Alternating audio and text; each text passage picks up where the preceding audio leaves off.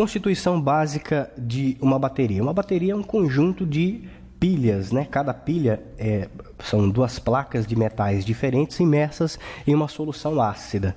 No caso das baterias de chumbo ácido, que são largamente as mais utilizadas, porque são as mais disponíveis, nós temos que a placa positiva, o eletrodo positivo é feito de dióxido de chumbo, o eletrodo negativo é feito de chumbo. Na verdade, é um material poroso que é emplastado em uma grade que é feita de chumbo. O ácido utilizado é o ácido sulfúrico diluído em água destilada. Se não for diluído, o ácido sulfúrico fica muito concentrado, ele vai corroer a placa rapidamente e a bateria não consegue realizar trabalho por muito tempo. Quando o ácido sulfúrico corrói as duas placas, tanto a placa de dióxido de chumbo positiva quanto a placa de chumbo negativa, ele produz o mesmo composto, que é o sulfato de chumbo. Na placa negativa, para cada molécula de sulfato de chumbo que é formada, são liberados 2 elétrons. Na placa positiva, para se fechar a molécula do dióxido do sulfato de chumbo, são necessários 2 elétrons, então a gente tem a formação, uma diferença de potencial de 2 elétron-volts entre as duas placas.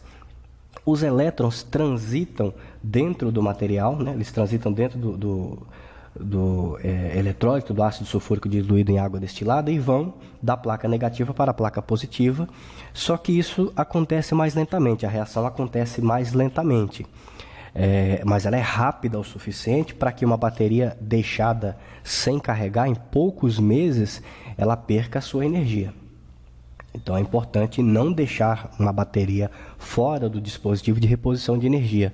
No caso de um sistema fotovoltaico, não se deve desligar a bateria do sistema fotovoltaico ao se viajar por longos períodos. A autodescarga provocada pelo trânsito de elétrons da placa negativa para a placa positiva faz com que a reação química continue acontecendo até chegar ao seu final. O que é o final da reação química? Quando não tem mais ácido sulfúrico na água destilada, quando não tem mais chumbo nem dióxido de chumbo nas placas emplastadas. Vira tudo sulfato de chumbo. Quando isso acontece, a bateria, inclusive, nem mais consegue ser recarregada. A reação química ela acontece de maneira acelerada quando se liga externamente as duas placas e utiliza-se a corrente elétrica para realizar um trabalho. Aqui, por exemplo, acendimento de uma lâmpada, que seria a carga. É chamada de bateria porque vem de bateria de pilhas. No passado a gente chamava isso de acumulador. Acumulador de chumbo ácido porque geralmente é feita de chumbo ácido. A descarga da bateria acontece na reação química. Se você unificar as placas negativas e positivas e fluir corrente elétrica, o dióxido de chumbo vai se transformar em sulfato de chumbo, o chumbo vai se transformar em sulfato de chumbo, o ácido sulfúrico vai sair da água. Acontece que o sulfato de chumbo e a água destilada são maus condutores de eletricidade e à medida que a reação química acontece, vão sendo liberados elétrons, mas a bateria ela vai apresentando uma resistência interna muito maior, o que faz com que a diferença de potencial, a voltagem entre os dois terminais vá diminuindo. É por isso que uma bateria descarregada, onde a reação química já aconteceu, num período muito maior, essa bateria apresenta uma tensão menor. Para se recarregar a bateria, o que é feito é uma inversão de polaridades, onde se retira elétrons da placa positiva e se injeta elétrons na placa negativa. Isso força a reação química a se reverter. O sulfato se transforma em chumbo, dióxido de chumbo e ácido sulfúrico. E a bateria volta a diminuir a sua resistência interna, porque esses materiais, o chumbo, o dióxido de chumbo e o ácido sulfúrico, são condutores de eletricidade e a bateria apresenta uma resistência maior. Acontece que, quanto mais se deixa a reação química acontecer, mais a resistência aumenta e mais difícil é de se recarregar a bateria.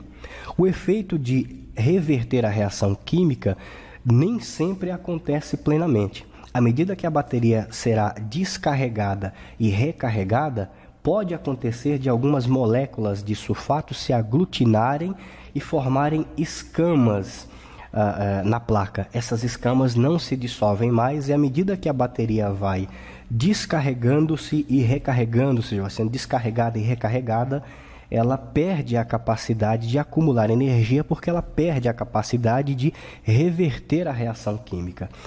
A quantidade de energia que se extrai da bateria é proporcional à quantidade de reação química que se permite acontecer. Quanto mais energia se tira, mais reação química terá acontecido. Quanto mais reação química acontece, mais energia se tira da bateria. Há um limite máximo de reação química segura, saudável para as baterias de um banco de bateria. É 80%. 80% é o máximo de reação química que se deve permitir acontecer no interior da bateria. Se mais do que 80% de reação química acontecer, pode a resistência aumentar de tal forma, a resistência interna da bateria, que ela não mais conseguirá ser carregada. Mesmo colocando uma tensão, uma voltagem mais alta, a quantidade de corrente elétrica que entra na bateria pode não ser suficiente para recarregá-la. À medida que se recarrega a bateria, a temperatura no interior pode aumentar. Se recarregar-se a bateria com nível de tensão com uma quantidade de corrente muito alta, a bateria pode chegar até mesmo a explodir devido à temperatura, vai ferver o líquido no seu interior. A quantidade de energia que se tira da bateria por ciclo, o ciclo é remover uma quantidade de energia na bateria e recarregá-la até 100% da sua capacidade. Quanto maior for essa profundidade de descarga, ou seja, quanto mais energia se tira da bateria durante a reação química, menos vezes a bateria conseguirá ser ciclada. Lembrando, ciclagem é descarregar uma fração da energia na bateria e recarregá-la em 100% da sua capacidade. Quando se recarrega a bateria em 100%, fechou-se um ciclo.